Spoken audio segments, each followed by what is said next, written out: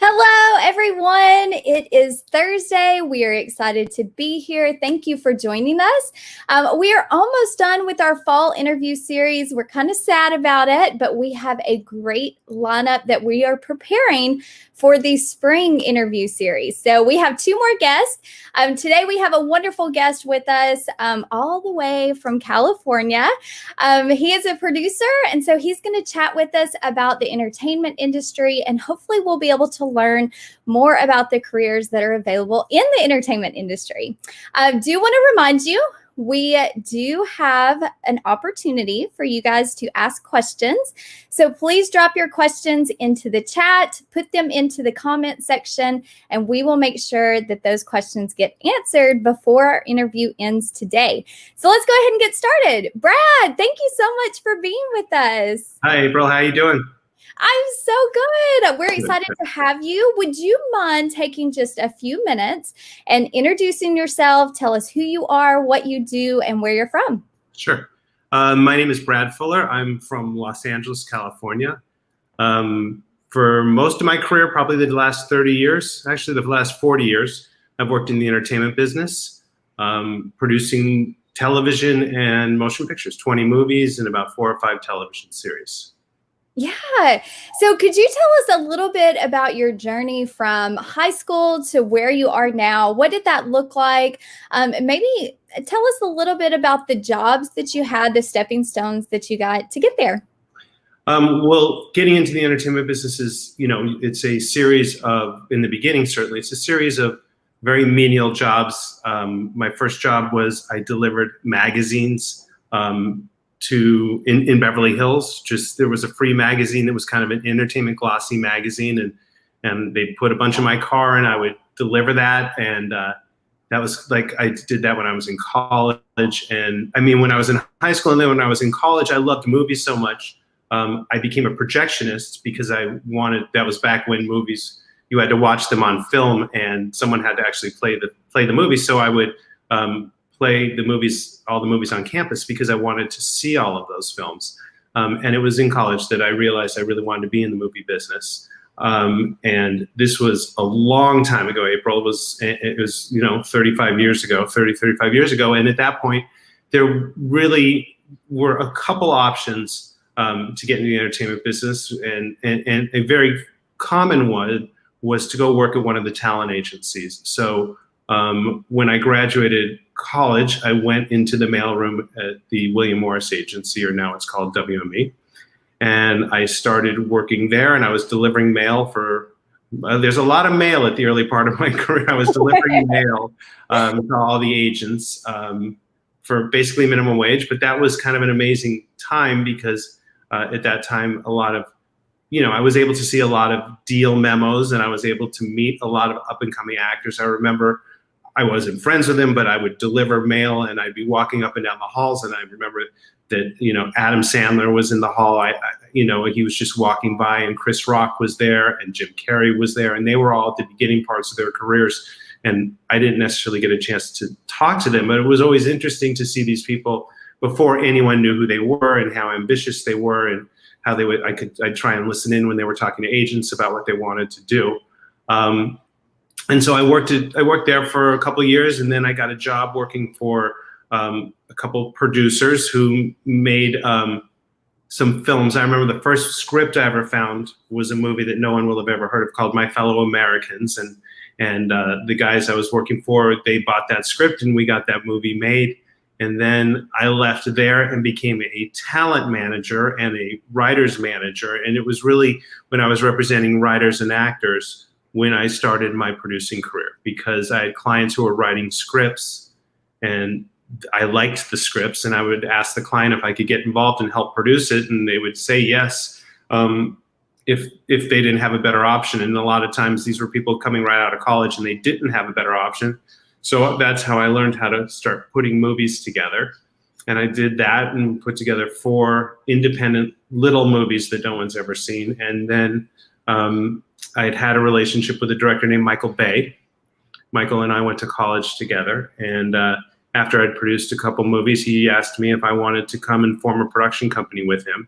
And that was in 2000 or 2001. And Michael and I and my other partner, we worked together for 20 years. We worked until this year. We were working together as a production company called Platinum Dunes, and now I'm on my own, and Michael's on his own, and my other partner has formed another production company. Yeah. So I love that you went through your journey and talked about the different careers, because I think so many times as young people, we think that, success is just going to happen overnight. It's going to be a quick thing. And I think so many times people put timelines on themselves. But you've got to take those jobs in the mailroom. You've got to take those jobs at, the lower levels, though. Thank you for talking about that. Could you talk a little bit about maybe some obstacles that you've encountered along the way, and how did you overcome those obstacles? Well, I mean, I think that being in the entertainment business is all obstacles. I mean, it really is. You're asking someone, whether it be a studio or an individual, to write you a check for millions of dollars based on something you think and hope will work. That's not an easy task. And once they say yes, that's when the obstacles start. So the skill that I've always had to utilize is the ability to truly to get involved in things that I really believe in. And when everyone else says it can't be done, to have the fortitude to just believe in myself and just keep putting one foot in front of the other. And very often, those things that I believe in, they don't always necessarily work out. But in the aggregate, if there's 10 things that I really believe in, 2 of them will work out. And that's enough to have a successful career. If you're making a movie or 2 a year, that's a very, very successful career. So, but I don't know that that's specific necessarily to the entertainment business. In any career, when you're coming up, there's always going to be a million obstacles. Everyone has to deal with that. And I guess our ability to succeed or fail is based solely on our ability to withstand those obstacles and not let them stop us. Yeah, absolutely. I love that. I mean, you're exactly right. In any career that's out there, no matter what you choose to do, you're always going to run into a wall, and you've got to figure out how to open that door, how to push through. So, question for you. I know so many times as young people, when we're still in high school, we may not be able to really see all of the different opportunities that are available out there. So could you talk a little bit about the different careers that you've discovered along the way that maybe you had no idea even existed? Well, let's start with the big one. I have a 27-year-old son who's a YouTuber. I mean, that's his career. He makes a living on YouTube. He has a channel and people follow him, and he has a partner, and they make products for YouTube. And I can tell you that did not exist 10 years ago. And the barrier to entry in that is virtually zero. All they needed was a phone and something to talk about, and they started growing their business. And it seems today that whereas if I wanted to make a student film 30 years ago, that would require a tremendous amount of money and effort. Now, all you need is a phone. And there are people who have built careers, started careers with movies that they shot on the phone. I mean, Paranormal Activity, which spawned 6 or 7 sequels, was shot in a guy's apartment. I think he didn't have a phone, but he didn't have an expensive camera. I think the whole movie cost $10,000. And there's 7 of them, and they've made close to, I think, $750 million based on one guy shooting a movie with two people in his apartment. And so right now, if you want to get into the content business, I mean, we can get into a boring discussion of what's TV, what's movie, but the fact is that we're consuming content on all of our devices, and whether you're watching a series or a movie, you're consumed by it, and there's a seemingly now insatiable hunger for that. And if you, being whoever you are, can make something that enough people watch, that's the beginning of a career. And that's not defined by geography in the way that it used to be. Yeah, I mean, you're exactly right. I mean, when you think about, especially now during this pandemic, so many people are looking for content to watch, whether it's on YouTube or Netflix or really any platform. And you're right, that can be done with very little equipment, an idea, drive, motivation to do it. I love that. For sure. Yeah. So what is something that you wish you would have learned at a younger age? Well, maybe it's something that you said, April, where I think people believe that time committed just should result in success. There are plenty of people who I've been around who much younger than I, who are much more successful or made more movies than I have. And there are other people who are older than me who put in a lot more time and effort than I did and just haven't had that success, right? I mean, I think we all have to ask ourselves when we're doing something that the public is going to digest, we have to ask ourselves, is this something that the public wants? Because I could make a movie about this book because I believe blue books are really interesting, but if the public's not interested in blue books, it's not going to go anywhere. And so I think there needs to be a checks and balances. Mm-hmm. And I think that my skill set and a lot of my, the people who do what I do, we try and we're not always correct about this, but we try and understand what the public is looking for and to create something that they would be interested in. And I think in the beginning, I was more intent on just being an artist and making a statement. And, my views were the most important views. And if it didn't work out, then at least I got to use making a movie as a platform. And I think that that's certainly not the type of producer that I want to be. There are those types of producers. They don't generally flourish in theatrical movies. They do more in documentaries and places like that. And there's a place for that. That's just not the career that I ever was up against. You said, what did I learn? I learned early on that if I'm going to make movies for a lot of people, there has to be something conceptually that resonates with a lot of people. Yeah, I mean, and that's the same with business too. You've got to satisfy your consumers, and essentially that's what you got to do when you're wanting to create content for them too. Yes. Yeah. So what actionable advice do you have for students right now while they're still in high school? Maybe they're interested in the entertainment industry. What is something that they could do right now? Well, listen, I believe that success leaves clues, and whatever business you want to go into, whether it be the movie business or anything you want to do, there are books, lectures. I mean, there is such a wealth of information available to people to see how someone did it before they did. And I think that it's really important, whatever industry that someone goes into, is to understand the history of that industry and understand the evolution of the industry, because that background knowledge gives you the ability to project what you think will be happening moving forward. I don't think you can just step into making paper without knowing who made paper before, who was the most successful paper maker, how paper is made, how long it takes, what it costs. I think any business that you go into, before you jump in, you have to understand the history of that business.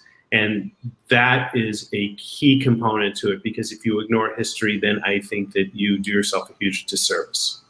Yeah, so that's a perfect lead in to my next question is, with everything that's been going on through this year of 2020, there's probably going to be a lot of changes in the entertainment industry. Have you seen, what changes we should expect in the upcoming years? Is there something that students should really focus on to prepare them for the future of the entertainment industry that you see emerging? Well, listen, we touch on it here. There's going to be, I have no idea what the future of theatrical distribution is. I've always been a studio producer, which means my movies go out into movie theaters. For the most part, that was always the intent. And as such, the budgets were bigger. And, that was a more arduous process. I wonder going forward, if one or two of your students decide they want to make a movie in their home, if it's great, that can go out and become something in a meaningful way. And I think that, as I've said before, the barrier to entry doesn't exist in the same way that it did. And since none of us know what the future holds in terms of when movie theaters will open up, or theaters will open up, or concerts will open up, I think we all have to ask ourselves, well, if those things don't occur, what kind of things can I do here at home that can entertain people if that's what they want to do? And in that respect, everyone has geographical assets.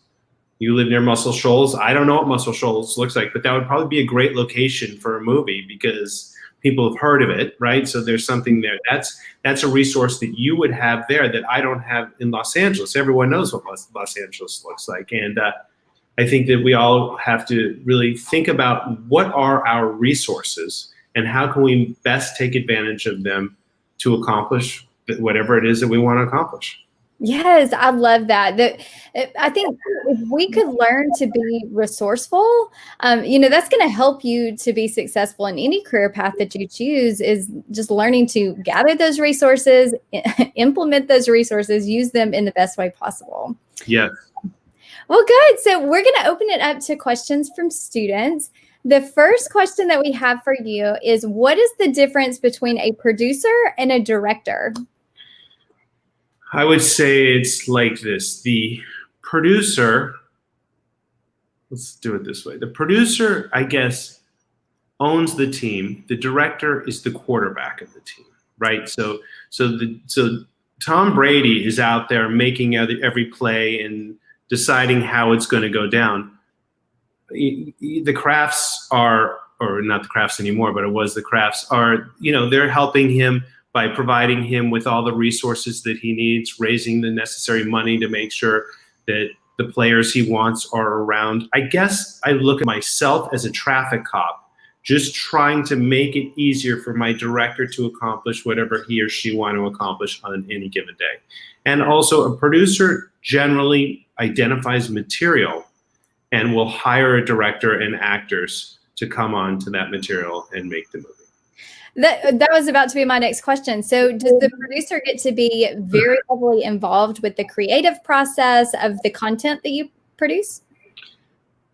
Each producer does it differently, but for me, I've usually identified, because we did a lot of remakes, part of my job was to identify the remakes and go and get those rights, or in the more recent years to identify concepts that that we thought would resonate. I can't imagine.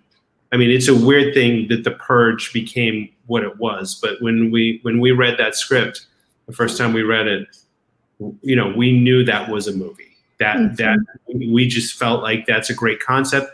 We're going to do that. And when I say we, I had a couple other partners, and we all worked together to get a studio to finance the movie. And then we brought on a writer and director and put the whole thing together. Yeah. So I know your resume includes a lot of horror films, action films. What kind of pushed you towards that way, or what made you choose that route instead of, dramas and things like that? Well, I wish I could tell you that I was a horror fan as a kid. I was terrified of horror movies. I saw The Exorcist when I was very young, and it ruined me. And so I never wanted to see another horror movie because it was so scary. But when we started our company, I think we felt that there weren't a lot of horror movies getting made, or the ones that were getting made were kind of jokey in tone, and they weren't authentically terrifying. And what we wanted to do, and what we thought would define our company, is if we could make really scary movies, that would be different than what people were making. So our first movie, Texas Chainsaw Massacre, is a brutal, terrifying film. And people responded to that. And because that happened, that opened every door. As soon as we made that movie and it was successful, they brought us the rights to Amityville Horror, Friday the 13th, and Nightmare on Elm Street. And we went on to remake all of those films as well. But Texas Chainsaw Massacre really opened the door to brutal horror. Yeah, and I have to say, that was probably my first horror film. And it might have ruined me as well, too. It was definitely scary. Good, I think. So next question that we have for you is, I like to make and edit videos, but I'm not sure I want to make movies. What are some other careers where I could use this skill that maybe people don't know about? It's a good question. Oh my God, editors are always going to be in demand. I mean, editing commercials, editing promotional videos. I mean, anything that is shot has to be edited, right? So if you don't limit yourself to films, there's endless amount of work. I mean, even the piece that you started this Reach and Teach today, someone had to cut that and put it together. Mm-hmm. And so if anything is shot, it has to be edited, and there's so much material out there that's being shot. Someone has to put it together. So if you don't want to cut movies, you can cut everything else. You just have to start cutting for people. I mean, you just have to start. Once you start cutting and someone sees something that you do well, there's a lot more work that comes behind that. Yes. Okay, so our next question is, how long does it take to produce a movie? Well, that's like saying how long is a piece of string. There are movies that I have been working on for 15 years that I haven't produced, and there are movies that come together incredibly fast. I think the fastest movie that we put together was A Quiet Place. That movie, we read the script, we attached John Krasinski, he attached his wife, and I would say from 6 months of when we received the movie, we were making that movie. It was very quick. Okay. Okay. Our next question is: does everyone who works on the movie set get to attend the premiere? It depends on the size of the premiere. Some premieres, like we made the Teenage Mutant Ninja Turtle movies, and those were basically in stadiums, so we couldn't get rid of all the tickets. But for the most part, the premieres are small. A theater seats 300 or 400 people, and when you think that everyone who worked on the movie has a guest, so now if it's 300 people, now you got 150 people. Crews are much bigger than 150 people. So unfortunately, there's rarely the opportunity that every single person can do that. But what we end up doing a lot of times is if we shoot a movie I've shot a lot of movies in Austin, Texas. We'll do a premiere in Austin, Texas for that crew, and they will come to that premiere, and then we'll do one in Los Angeles and one in New York, and that way everyone gets to see it. They just don't get to see it all at the exact same time. Yeah. So about how big is an average crew? How many people?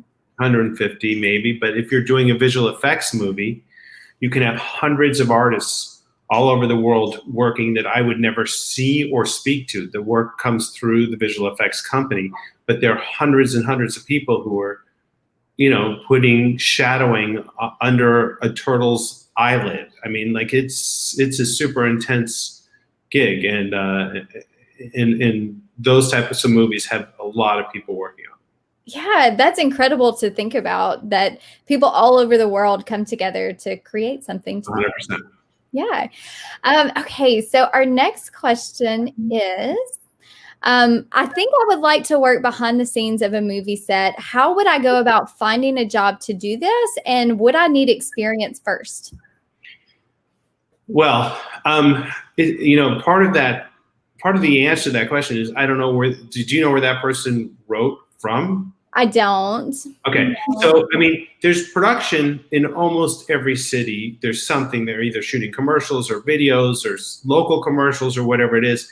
And I think that it's always good to start at that level and find out whatever production is happening in your area and call the production office and say, I'm willing to work for free. I don't know what the legal aspects of that is in each state, and it's different, but wherever there's production, anytime that you can get a day on set, your career gets a little bit better, because day one will be scary. By day 500, you will know exactly what you're doing. And that was always the threshold for us. We always wanted people who had 500 days on set to come onto our movies, because that's a lot of set time. And that's when that's how long it takes to kind of understand the nuances of what's happening on the set. Yeah, so getting that experience is very important. And I love what you said. Tell them to work for free, right? So many times we have to, with any career, maybe work as an intern or work minimum wage, and that's okay. In fact, that's what needs to happen so that you can get that experience. Well, I'm always wondering why people think it's not that way. You have no discern. If you don't have an asset that helps production, then you're getting something from them, but they're not getting anything really from you. And then as your skill set becomes more specific and better, then you get paid because you're more valuable. So, in whatever you do, your value to the people you're working for is commensurate with what you're getting paid. Yeah, I mean, you're exactly right. Okay, so we have one more question for you. If I'm interested in becoming a producer or a director or anyone in the entertainment industry, do you have recommendations as to what films or different directors that I should watch their movies or films from? No, I don't. Here's what I would say. You have to decide what type of movies you like. And then something that I still do this because it's really helpful to me. Like, I love the movie The Wolf of Wall Street. I think that's the acting's amazing, the story, the whole thing. And what I often do is I'll find a movie that I like and I'll download the script online, and then I'll put the movie in the corner, and I will read the script as the scenes are playing out, so that I can see what the actors brought to it, what the director brought to it, how the setting is different or similar to what was written in the script. And if you do that for your 10 favorite movies, your movie knowledge will be vastly higher than it is today. It's really important to read scripts and then see how someone's vision translates that onto the screen. It's a really important skill set. Wow. Everyone in the entertainment business should do that. That is a great suggestion. So are scripts just available online, or is there a certain place where you can find them? Everything is available online. I don't know how or where. I don't know how to tell you where to get it, but I'm sure everything is available online. Yes, you are probably correct. I mean, give it a Google. You should be able to find it. Exactly. Well, thank you so much for being with us today. Is there anything that you want to add or advice you want to give students that are watching? Well, April, I would just say that, I think that people always feel defined, or I think that sometimes people feel defined by their geography. But the fact is that wherever you live, there are resources there. And there are people who come out of small towns and become very successful, like Danny McBride and the guys that he grew up with. They didn't come out of LA. And, there are a lot of people who grow up, decide they want to do something, use their friends and the resources, and that becomes what defines their success. And so I just want to say that anyone who wants to get into the entertainment business, you don't have to come out to LA or to New York. You can do it in your town. And if you make stuff that is fantastic, people will find you and they will come to you. That is super advice. I love that so much. I've enjoyed chatting with you today. I think that you bring a lot of insight and knowledge to our students, and we cannot thank you enough. So, my pleasure. Thank you for everyone that joined us. We will have another guest next week. So don't forget to check out our full guest lineup on our website, which is www.reachandteach.rocks, ROCKS. We can't wait to see you next time.